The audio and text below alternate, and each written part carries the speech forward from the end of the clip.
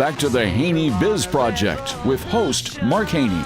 Welcome back to the Haney Biz Project, brought to you courtesy of Hub International. I'm Mark Haney, and I am here today with Dushyant Pathak. He's the Associate Vice Chancellor for Technology and Corporate Relations at UC Davis. How you doing, Dushyant?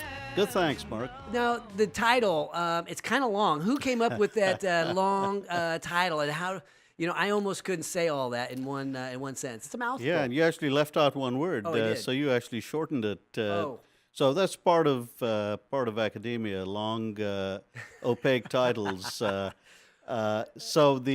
did not come up with the title. Okay. Well, you are one of the top people over there helping drive entrepreneurship and innovation at UC Davis, and really helping the startup community.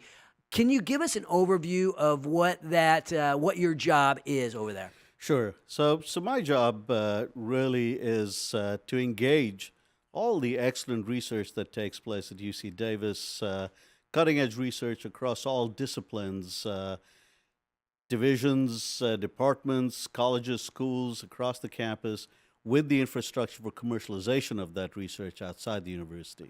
Okay. Thinking about the research, what kinds of research is UC Davis most known for today?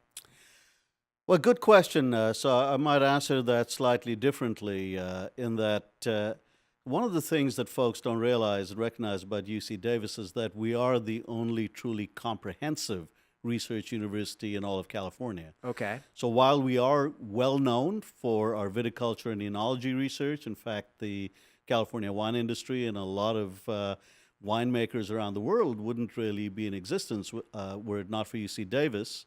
Our College of Agriculture and Environmental Sciences, well known for being number one. Our School of Veterinary Medicine, known for being number one worldwide. We have every other discipline of research and technology represented. We have one of the most rapidly growing schools of medicine. We've had a comprehensive cancer center longer than Stanford has, as an interesting fact. We have a very rapidly growing biomedical engineering department within our College of Engineering. And we have every area of the life and physical sciences as well as the social science and humanity represented. It's amazing that we have this gem of a university, this great learning institution right here in our backyard. And it's done so much here for entrepreneurship, but even businesses that have grown beyond just the smaller entrepreneurs, they're growing up and they're scaling. Can you give us an idea of some success stories that have happened, maybe on the larger scale, but even some success stories that maybe might be occurring right now? Sure. I'll give you a few examples, if I may, to give you a sense of the breadth of what we're doing. So one example I'll pick is a company called Sage Therapeutics. Sage Therapeutics is a company that is based foundationally upon clinical research done by one of our faculty members at the School of Medicine, Mike Rogowski, a neuroscientist. That company was founded in 2010, recognized that the initial founding technology wasn't going to pan out, identified this excellent work being done by Mike Rogowski in Sacramento, and redirected, pivoted.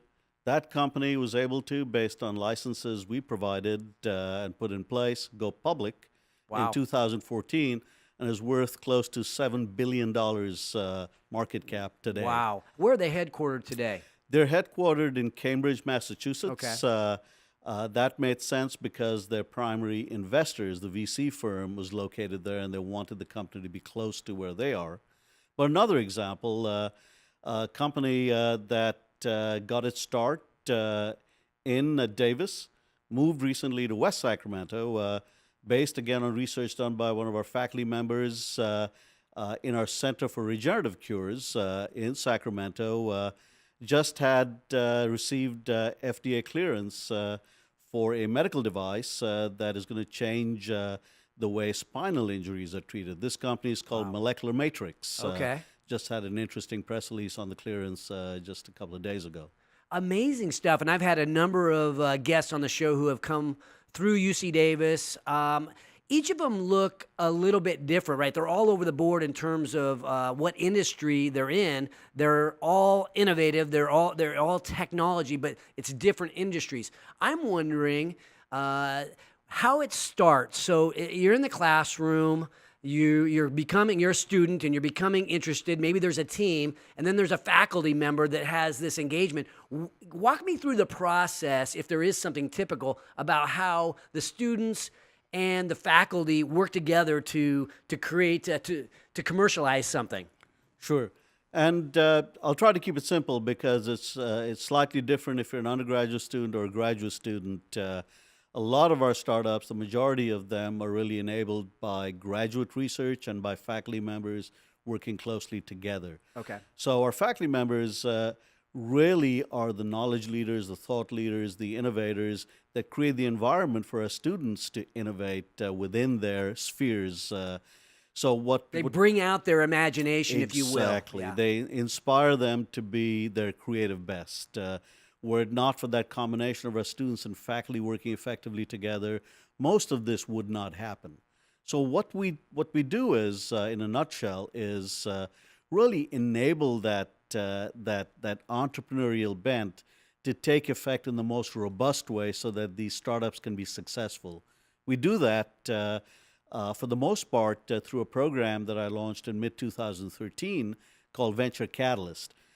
In addition to that long, opaque title that you mentioned earlier, I'm also Executive Director of Venture Catalyst. That's right. That's perhaps simpler and easier to understand because this group really catalyzes the formation of startups, provides resources, services, connections that enable them to raise robust financing and to really have a better than even chance of success in a very difficult environment, the startup environment. So typically, the faculty member helps bring out the imagination, help them be at their best, at their innovative best, and the faculty member remains at the school. They don't go along with the startup to Massachusetts or wherever. Yeah, 99% of the time, the faculty member remains in their faculty role. Sometimes they may take a leave of absence and go out to get the company set up correctly for the first year or so, but they come back typically. Because I can imagine on some of these companies, if you grow a company to $7 billion and take it public, there's a financial gain by the people who start the thing. Yes. And I can imagine that the gain goes to the people that leave and go build the thing, and the faculty member has to go back and start on the new one. So it's got to be very rewarding, I guess, just personally, if not financially. Well, it certainly is. I think our innovative faculty members are really driven by that aspiration of seeing their great research make an impact in society through successful products and services. But that said, they typically will also, if the company is successful, benefit financially. And we encourage that. We want there to be an incentive, not just for that societal impact that our faculty want to make, but also financially have some skin in the game. So the UC system actually provides 35% of any financial reward that comes to the university from licensing activities into startups or other companies to the inventors. And those inventors can be students, staff, and faculty members. And oftentimes, as founders, the faculty members and other co-founders will have an equity stake in these startups. So we actually encourage them to participate. We just require that it be disclosed so that it's very clear that there are no conflicts of interest involved that haven't been disclosed. One of the things that I've seen in startup companies, there's that saying, if you build it, they will come. And oftentimes, innovative people are great at building a product, but yet they're missing the piece that really makes it all happen for the long term, and that's making a sale and getting a customer to buy it and then buy it again. And so what do you bring together to help drive sales, which is really what you need in order to have a $7 billion company? No, you're right. So we replace that saying with convince us that if you build it, they will come, as opposed to if you build it, they will come. Okay. So it's a slight difference in the inflection, the same statement. So we really want to make sure that there's a market very early on. And so those are some of the resources and assistance that we provide through Venture Catalyst. We have a network of mentors. These are typically friends of the university. They may be alumni, but they're people that are well-positioned in industry, either as entrepreneurs or members of service-providing companies. We even connect them to attorneys and others so they can really investigate the market opportunity with real clarity before they embark on this process, this journey. Well, I mean, I think about how many ventures you guys have launched into the Sacramento area. You house a number of ventures right there on campus. Talk to us about how UC Davis works with the community. I know the Innovation Awards are a part of what you do, but talk to us about the community, the entrepreneurial community. Mark, that's a very important question. Really, the way that I think about what we're doing Venture Catalyst is that it's a driver of economic impact. It's really not so much about the economic impact for our founders and for the companies. It's really about economic impact for the region. So we have, from the very outset of Venture Catalyst, been looking to engage with our local community, and we do this in a number of ways. We work, of course, with the drivers of economic development and the stewards of economic development at the city level, at the county level, at the state level, but we also look to engage with other commercial drivers. So we launched a network of incubators for our startups, which I call a Distributed Research Incubation and Venture Engine, or our DRIVE network, to really engage with the community of companies around us that can help drive these startups. So the very first one that we launched was in partnership with a company called HM Close. This is a global seed company that chose to move its U.S. headquarters from Modesto to Davis to be close to the campus. We launched the first wet lab incubator of its kind in the entire greater Sacramento region for the benefit of not just our startups, but also for the benefit of the research being driven by that corporate partner, because they wanted the enthusiasm and the connections to our innovators. Since then, we've expanded that with 7 other incubators in both Sacramento and Davis, and these are all third-party companies, because I don't want to be in the business of worrying about HVAC systems and IT speed. I want to partner. So we partner in a variety of ways with the community to engage with the entrepreneurial ecosystem. And just one last question. We only have a minute left, but I'm thinking about how much experience you have in helping entrepreneurs, helping people with these great ideas, these inventions. Any words of wisdom to somebody out there who might be thinking, hey, I have a great idea.